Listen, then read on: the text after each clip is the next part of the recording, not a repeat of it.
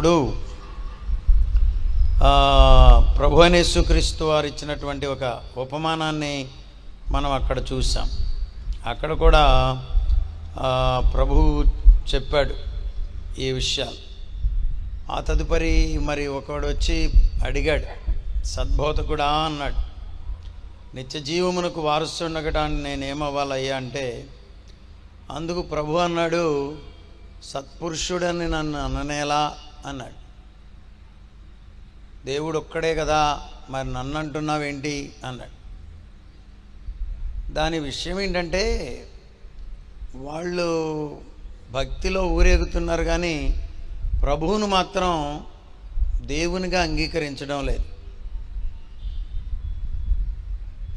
నిత్య జీవమును గురించి మాట్లాడుతున్నవే, నిత్య జీవమాన్ని గురించి ఎలా వెళ్ళాలని అడుగుతున్నవే, నన్ను సద్బోధకుడా అంటున్నవే, దేవుడు ఒక్కడే కదా. ఇన్ అదర్ వర్డ్స్, ప్రభు అయిన యేసుక్రీస్తు వారిని అతగాడు కూడా బోధకునిగాను, సద్బోధకునిగాను, ప్రభువుగాను అంగీకరించాడు. ఆ మాటతో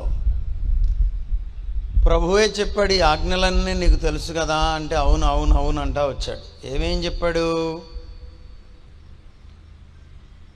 వ్యభిచరింపవద్దు, నరహత్య చేయవద్దు, దొంగిలవద్దు, అబద్ధ సాక్ష్యం పలకవద్దు, తల్లిదండ్రులను సన్మానింపు అనే ఆజ్ఞలను నీవు ఎరుగుదు కదవా అంటే, ఇప్పుడు ఎరగడం ఏంటయ్యా, బాల్యం నుండి ఇదే పనిలో ఉన్నానన్నాడు. అవునా? అంటే దీన్ని బట్టి మనకేమర్థమవుతుంది? ఇతగాడు దేవుని బిడ్డల్లో ఒక బిడ్డేనంటారా?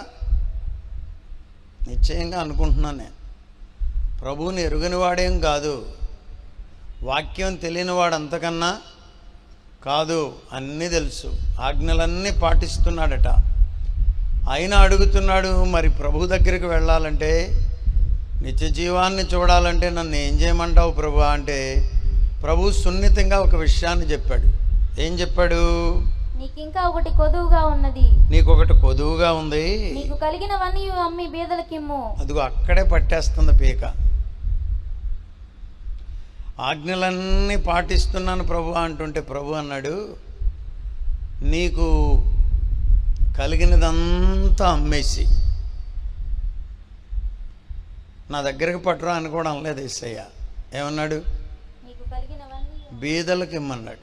కొంతమంది అంటున్నారు, అసలు బీదలు ఉన్నారా అండి మన దేశంలో అని. బీదలు కనబడుతున్నారా?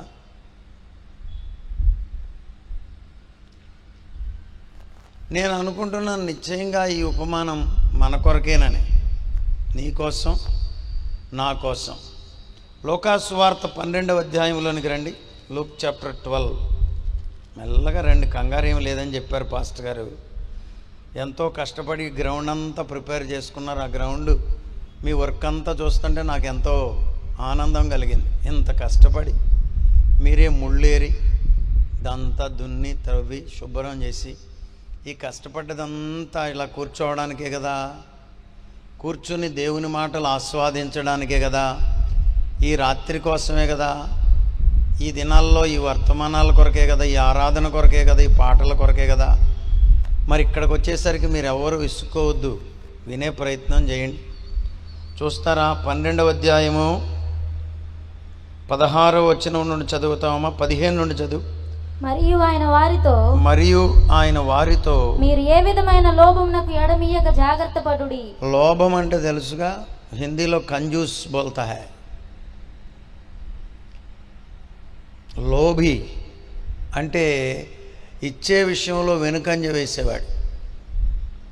వాక్యంలో ప్రభువు చెప్తున్నాడు, మీరు ఏ విధమైన లోభమునకు ఎడమీయక, అసలు ఖాళీ ఇవ్వద్దు.